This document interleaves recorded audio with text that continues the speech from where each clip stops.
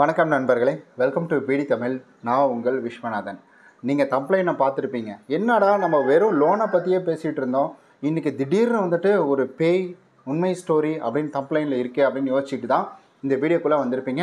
இல்லை நீங்கள் புதுசாக கூட நம்ம சேனலை பார்க்குறதுக்காக வந்திருப்பீங்க. நம்ம சேனலோட மோட்டிவ் என்னென்னா, லோன் சம்மந்தப்பட்டது, இந்த ஃபைனான்ஸ் சம்மந்தப்பட்ட பிரச்சனைகளுக்கு சொல்யூஷன் அப்படின்றது வந்துட்டு கொடுக்கக்கூடியது தாங்க. ஸோ உங்களுக்கு ஏதாவது சந்தேகம் இருந்தாலும் கமெண்ட்டில் கேட்டிங்கன்னா அதுக்கான வீடியோவை நம்ம மேக் பண்ணிகிட்ருப்போம். பட் எனக்கு ஒரு இன்சிடெண்ட் நடந்துச்சு. நான் சென்னை ஒரு வீட்டில் வந்துட்டு வாடகையில் இருந்தேன். ஸோ அப்படி இருக்கக்கூட எனக்கு நடந்த ஒரு மிகப்பெரிய ஒரு அமானுஷ்ய சம்பவம். ஏன்னா இதுக்கு முன்னாடி பேய் அப்படின்னு சொன்னால் சிரிப்பேன் நான். அடப்படா காமெடி பண்ணிட்டு இருக்காது அப்படின்னு நான். பட் ஆனால் இந்த இன்சிடெண்ட் எனக்கு நடந்துச்சு. இது நடந்து ஒரு 5-6 வருஷம் இருக்கும்னு நினைக்கிறேன். ஆமாம். இப்போ ஏன் இதை பேசுகிறேன் அப்படின்னு கேட்டிங்கன்னா, என்னுடைய ஃப்ரெண்டுக்கும் வந்துட்டு இது நடந்திருக்கு. அதுக்கப்புறம் இன்னொரு விஷயம், ஸோ அவரோட ஃப்ரெண்டுக்கும் இது நடந்திருக்கு.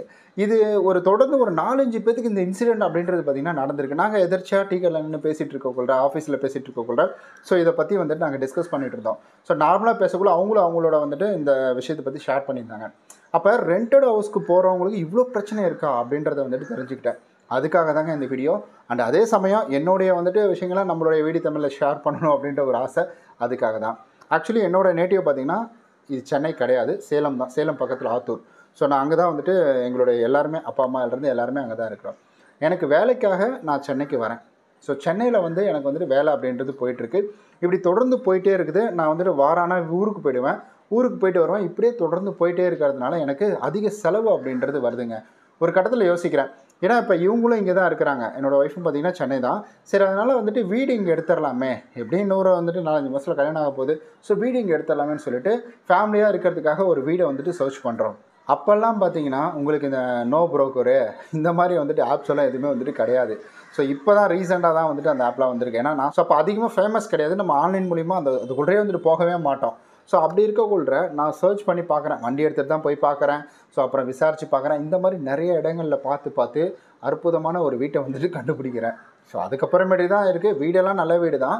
ஸோ அந்த வீட்டுக்கு நான் வந்துட்டு என்னென்னா, முதல்ல நான் தான் போகிறேன். அதுக்கப்புறமேட்டுக்கு தான், ஏன்னா இப்போ முன்னாடியே நம்ம போயிட்டு அங்கே இருந்தால் தான் நம்ம வந்துட்டு ஃபேமிலியை ரன் பண்ண முடியும், கரெக்டாக இருக்கும்.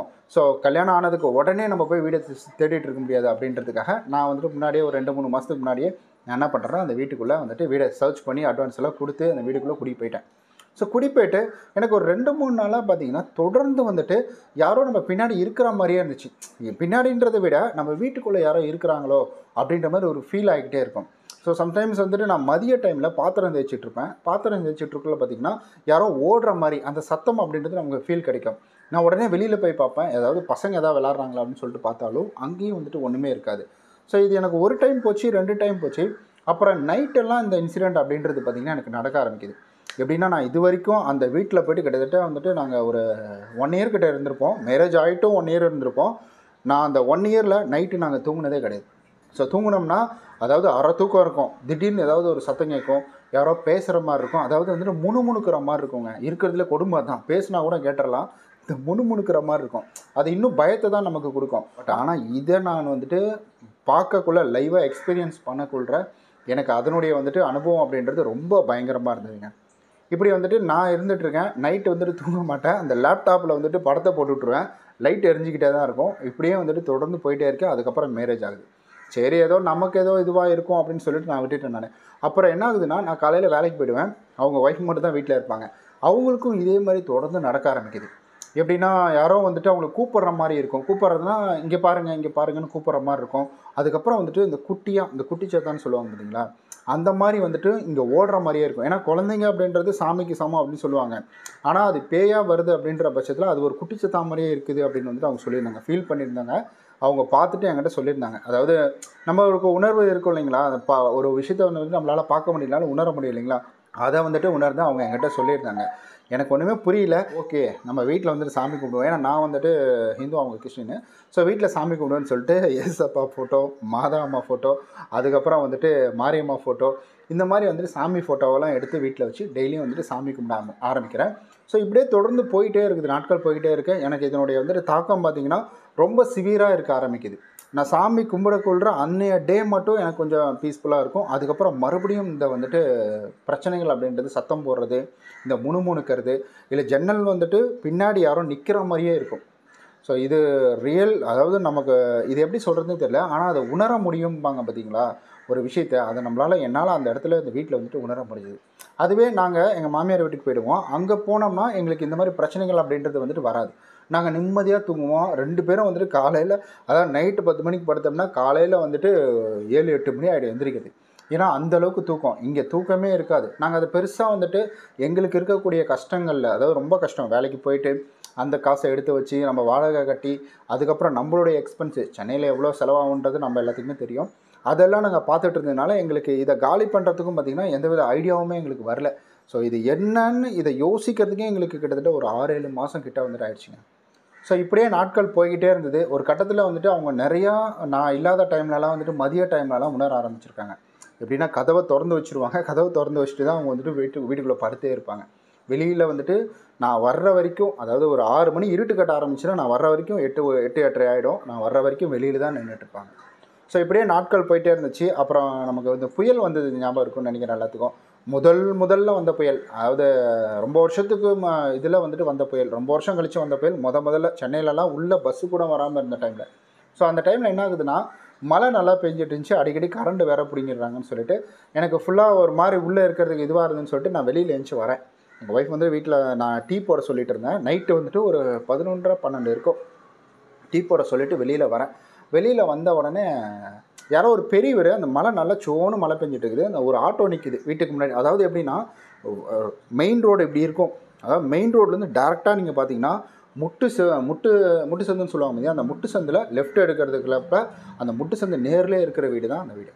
ஸோ அட்ரஸ் எதுவும் வேணாம், ஏன்னா பாவம் அதில், ஏன்னா அவங்க வாடகையை வச்சு தான் அவங்க சம்பாரிச்சிட்டு இருக்கிறாங்க. ஸோ அதனால் அது எதுவும் டீட்டெயில் வேணாம். ஸோ அந்த மாதிரி வந்துட்டு அந்த வீடு அங்கே இருக்குது. நான் இங்கே நின்றுட்டுருக்கேன். வீட்டுக்கு முன்னாடி ஆட்டோ ஒன்று நின்றுட்டுருக்கு. அந்த ஆட்டோவுக்கு பக்கத்தில் வந்துட்டு ஒரு பெரியவர் வந்து நின்றுட்டுருக்கிறார்.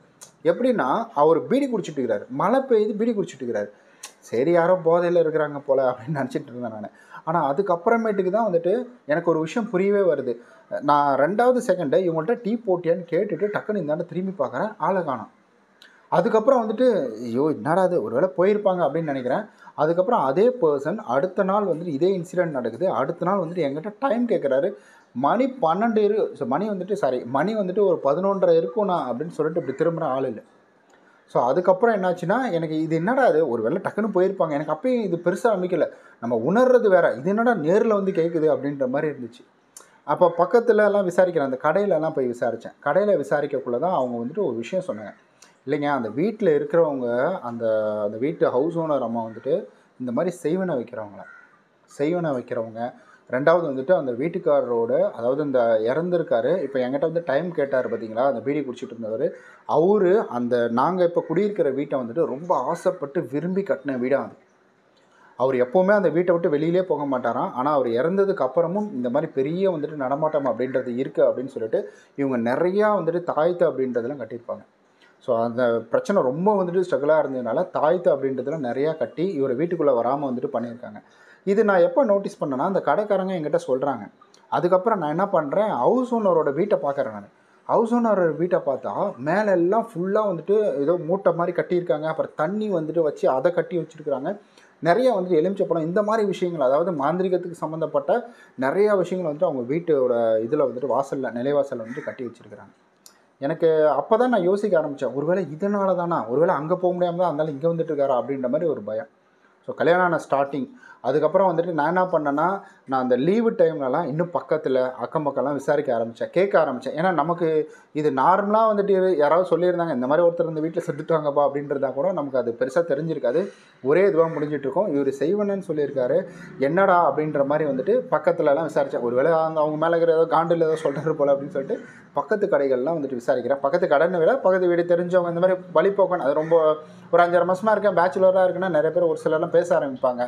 ஸோ அந்த ஆட்டோக்காரங்க நல்லா பேசுவாங்களா, ஸோ அந்த இதில் அவங்கள்ட்டலாம் வந்துட்டு விசாரிக்க ஆரம்பித்தேன். அப்போ தான் அவர் சொன்னார், இந்த மாதிரி இதே வீட்டில் என்னன்னே தெரியாதுப்பா, கல்யாணம் ஆக போகிறவங்க கல்யாணம் ஆகி கொஞ்ச நாள்லேயே அந்த வீட்டுக்கு வருவாங்க, இதுதான் அந்த வீட்டில் தொடர்ந்து நடந்துகிட்ருக்கு அப்படின்னு வந்து சொன்னார். எனக்கு புரியலண்ணா அப்படின்னா, இல்லைப்பா இப்போ நீங்கள் குடியிருக்கிற வீட்டில் இப்போ வந்துட்டு கல்யாணம் ஆகி 1 மாதம் ஆனவங்க, இல்லை வந்து கல்யாணம் ஆக போகிறவங்க, இல்லை கல்யாணம் ஆகி ஒரு 2-3 மாதம் ஆனவங்க, இந்த மாதிரி வந்து கல்யாணம் ஆன ஸ்டார்டிங் டைமில் இருக்கிறவங்க மட்டும்தான் அந்த வீட்டுக்கு வருவாங்க அப்படின்னு சொல்கிறார்.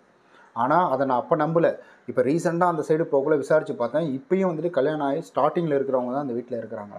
ஸோ இப்படி தான்ப்பா அந்த வீட்டுக்கு வருவாங்க, 1 வருஷம் 2 வருஷம் இருப்பாங்க, அதுக்கப்புறம் பார்த்திங்கன்னா அந்த வீட்டில் இருக்கவே மாட்டாங்க. அவங்க வந்துட்டு சொல்லாமல் பிடிக்காமல் கிளம்பி போனவங்களாம் வந்துட்டு இருக்கிறாங்கப்பா. ஏன்னா அந்த அளவுக்கு வந்துட்டு அந்த வீட்டில் அந்த அம்மா பண்ணி வச்சிருக்குது அப்படின்னு சொல்லிட்டு. அந்த அம்மா உயிரோடு தான் இருக்கிறாங்க. இறந்தவர் வந்துட்டு அவர் ஹஸ்பண்ட் இறந்துட்டார், அந்த வீட்டோட ஓனர் அவர் பையன் தான் வந்துட்டு அந்த வீட்டை எல்லாமே பார்த்துட்டு இருக்கிறாரு. ஸோ அவர் இறந்துட்டார் அவர்.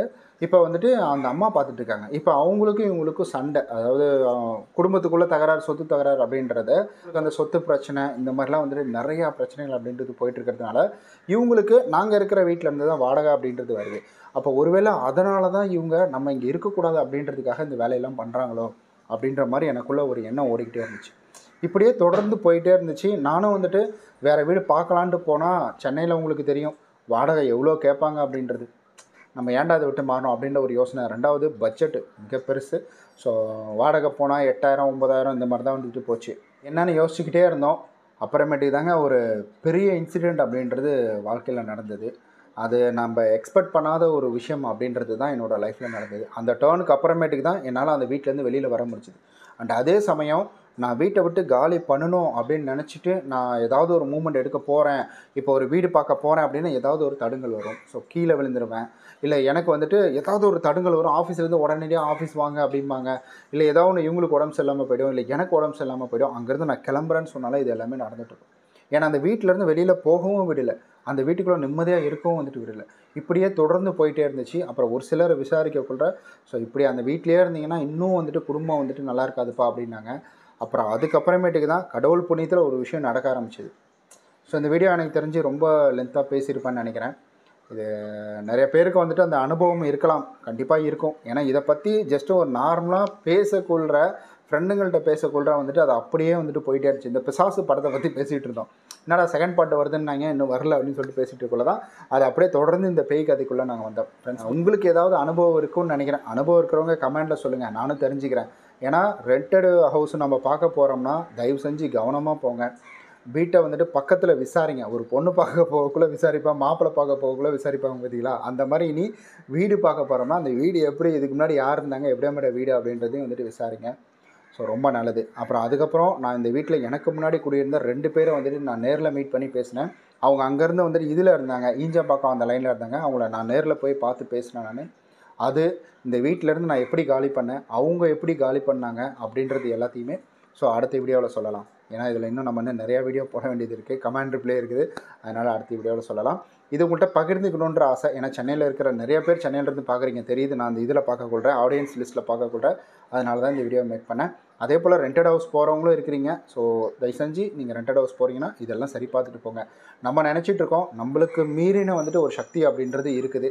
அது நான் வந்துட்டு உணர்ந்துட்டேன். பட் உங்களுக்கும் கண்டிப்பாக அந்த உணர்தல் இருந்துச்சுன்னா கமெண்டில் சொல்லிவிடுங்க. நம்ம நாளைக்கு வந்துட்டு ஸோ இந்த வீடியோவோட கண்டினியூட்டி பார்க்கலாம். அப்படி இல்லைன்னா வந்துட்டு உங்களுக்கு தேவைன்னா நான் எப்படி அந்த வீட்டிலேருந்து காலி பண்ணேன் அப்படின்ற டீட்டெயிலாம் உங்களுக்கு தேவைன்னா ஸோ மறக்காமல் கமெண்டில் சொல்லுங்கள். நம்ம அடுத்த வீடியோ கூடிய சீக்கிரமாக வந்துட்டு மேக் பண்ணி தரேன். பாய்.